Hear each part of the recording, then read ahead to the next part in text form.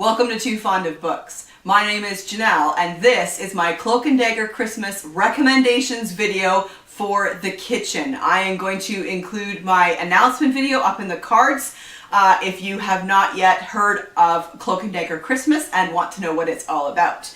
So for the kitchen, here we recommend a cozy food-based mystery or a small town mystery. So I am going to give you recommendations for both. I'm going to give you some food-based mystery recommendations, and I'm going to give you some small town or village mystery recommendations. So if you are a cozy mystery lover, you will not have any trouble finding food-based mysteries. There are a ton of them, and I will confess I have not read basically any of those. They have names like Clobbered by Camembert, Truffled to Death, and A Crime of Passion Fruit. So this is one thing I love actually about cozy mysteries is they have the best titles. Like, if you like puns. If you don't like puns, then they'll drive you crazy. But cozy mystery titles are often punny. So finding non-cozy food-based mysteries is a little trickier. And so I actually have some of both for you in these recommendations. I am going to start with Murder in Pugs Parlor by Amy Myers. This is from 1986, and it is a historical mystery.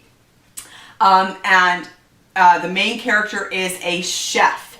His name is August Didier. And someone is murdered, poisoned in Pug's parlor while partaking of a savory and brandy. And the chef, of course, is the prime suspect because he made the food.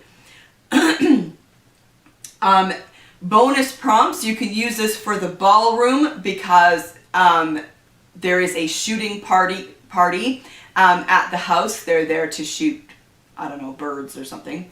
And you can also use it for the billiard room because there are scenes where they actually go shooting, and that's a sport. So Murder in Pug's Parlor is a really fun, lighthearted historical mystery about a chef and a poisoning that food that is poisoned, so definitely food-based. All right, next up is Above the Bay of Angels by Rhys Bowen. This is from 2020. It just came out this year. And Above the Bay of Angels is a historical mystery also set in the Victorian time period. Isabella Waverley is a budding young chef,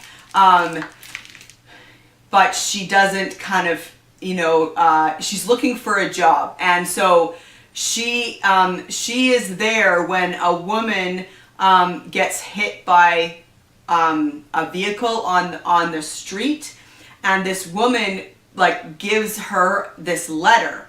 And the letter, before she dies, the letter is an offer of employment in the kitchens of Buckingham Palace. And so the woman dies, and Isabella just decides that this is her chance, this is her opportunity. So she pretends to be this woman, takes the letter to the palace, and gets a job in the kitchens. So she pretends to be Helen Barton from Yorkshire.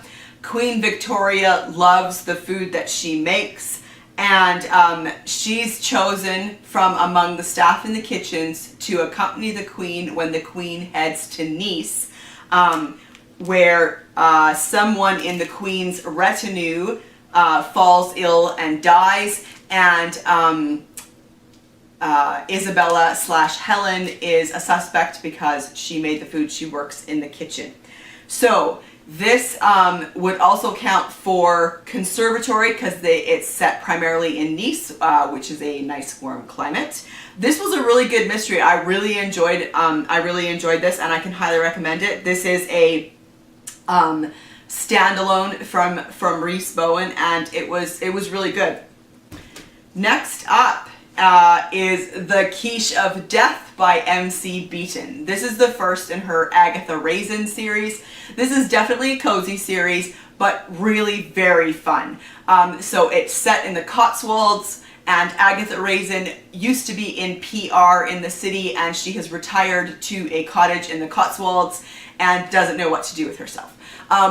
And so she decides to enter a baking contest in the village. She wants to kind of, you know, get into village life and meet people, and so she enters this contest, and so she submits a quiche. And one of the judges dies after eating some quiche, and it turns out to be hers. And so of course she needs to investigate what happened. And I just love this series. Agatha Raisin is a great character. She's so interesting. There's the side characters in this series are great, and they're just really entertaining. All right, one more for a food-based mystery, and that is the Pigeon Pie mystery by Julia Stuart. This was written in 2012, and I read this a really long time ago, and I can't remember a huge amount about it, except that I enjoyed it. So this is set also in Victorian times, and the main character is Princess Alexandria, nicknamed Make, and she is the daughter of the Maharaja of Prindur. And so she is in England, and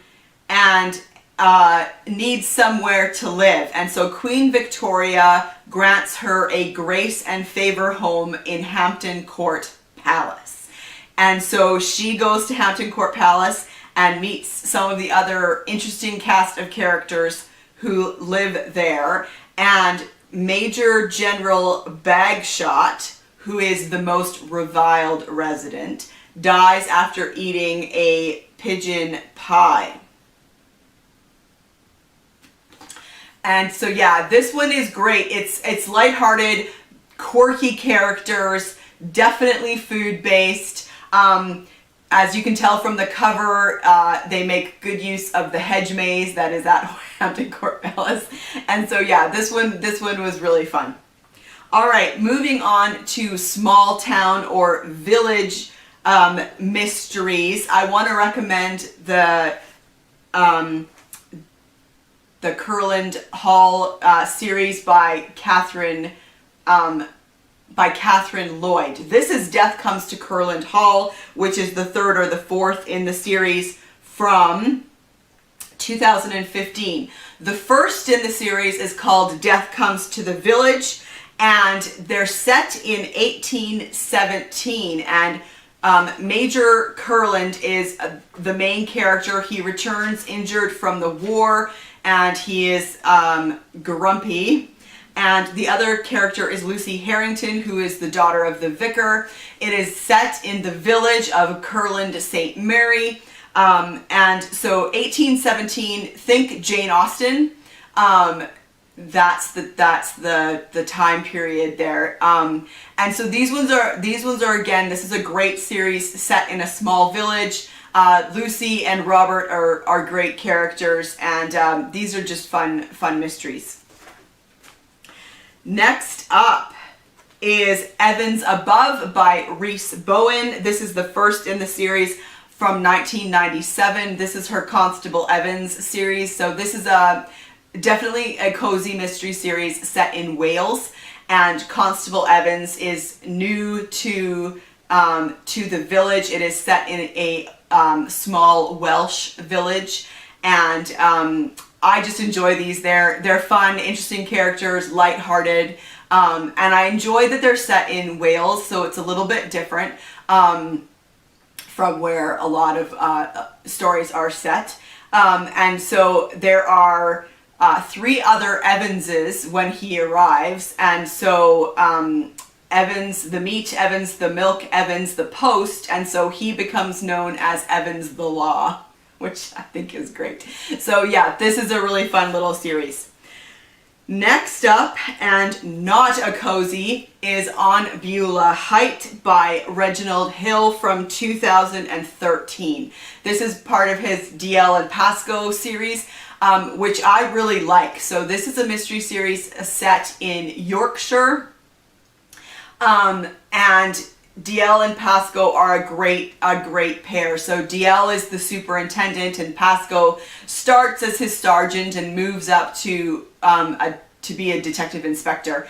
And so they're a great pair because, you know, Pasco is difficult to work with and grumpy and ill-mannered, and, you know, DL is, and Pasco is like, you know, the fast-tracked university man, and so that's great. But On Beulah Height, I want to recommend because the village of Dendale, when Superintendent DL is a young detective, so there's a bit of a dual timeline in this story. So years ago, when he was a young detective, 3 girls went missing in Dendale, in the village, and he was part of the investigation, and they never found out what happened to those girls.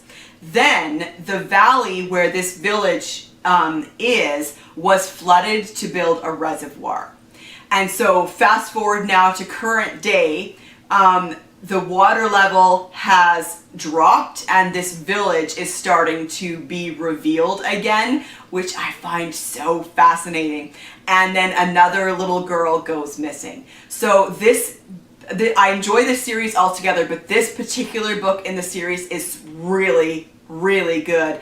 And it's just so fascinating to have this village that has been submerged in water for decades is slowly being revealed again, and it's just so atmospheric and it's great. All right, next up is The Last Victim in Glen Ross by M.G. Kincaid from 2003. I read this a long time ago, and so I don't have, a great memory of what happened in this story, but it is set in a remote Scottish village. Definitely not a cozy. The main character is Seth Mornay, who is an ex-Royal Marine, and he ends up working for the Grampian police force, and there is a body of a woman found stabbed in a church graveyard, and Mornay is part of the team that investigates that crime. And it happens in a small village, so that's why I'm recommending it for this particular prompt. And then my Agatha Christie recommendations for the kitchen. For a food-based mystery, I want to recommend Sad Cypress from 1940. In this case, this one is an interesting one because it opens with a woman on trial for murdering her fiance's new girlfriend. So, you know, it's revenge and jealousy and all of that is what people think happened. But this girl died by eating poisoned fish paste sandwiches, so definitely food-based. It's a Hercule Poirot, so she is currently on trial and he is attending the trial and then decides to try and help her, and then it goes back, you go back and learn the story, and so yeah, it's a really good Christie. And then for a village, I want to recommend Murder is Easy from 1939. Oh, and can I just say too that both of these will count as also a prompt for the lounge because they are set in the Golden Age, or written in the Golden Age.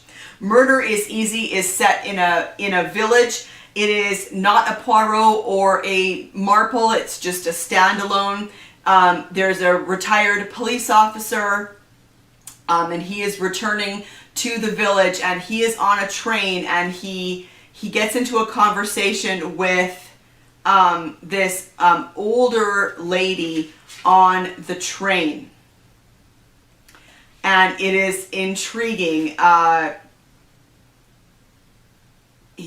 so here's a good little part. Just something I remembered my old lady saying to me. I'd said to her that it was a bit thick to do a lot of murders and get away with it, and she answered that I was wrong, that it was very easy to kill. He stopped and then said slowly, I wonder if that's true, Jimmy. I wonder if it is. What? Easy to kill? And so the whole thing here is that it is easy to kill when no one knows that it's murder. And so there are deaths happening in the village that people are thinking are accidents. And so yeah, this is another great one, and it is set in a village. So those are my recommendations for the kitchen. I hope you found something here that looked interesting to you, and I will see you for my next recommendation video very soon. Bye.